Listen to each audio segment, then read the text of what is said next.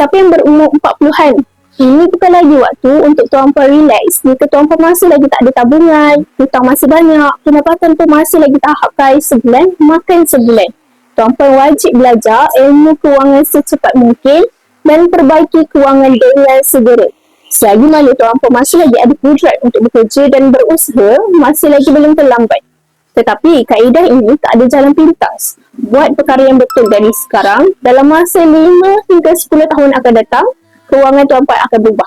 Saya kongsikan 10 prinsip kewangan yang wajib tuan-puan ikut. Yang pertama, disiplinkan diri menabung sekurang-kurangnya 10% daripada pendapatan setiap bulan. Yang kedua, simpan dulu belanja selebihnya. Jangan tunggu duit lebih baru nak menabung.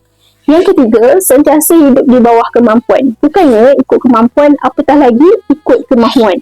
Yang keempat, berpada-pada dengan hutang. Jangan sesekali berhutang kecuali pada perkara yang benar-benar jadi keperluan yang mendesak.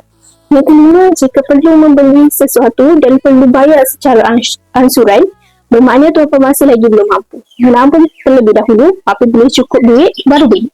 Yang keenam, jangan sesekali melabur kecuali guna duit lebihan daripada tabungan 6 hingga 12 bulan pendapatan. Selagi belum cukup tabungan, fokus tambah tabungan terlebih dahulu.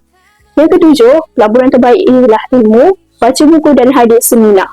Jangan berhenti belajar menambah ilmu tentang kewangan dan kekayaan. Yang ke-8, join circle yang betul. Circle yang sentiasa obses tambah tabungan, bina kekayaan dan lepaskan hutang.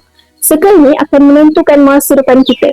Yang ke-9, sentiasa tingkatkan pendapatan dan pelbagaikan sumber pendapatan untuk tambah tabungan. Jangan bergantung hanya pada satu pendapatan sahaja. Yang ke-10, setiap kali gaji bertambah, tambah juga tabungan.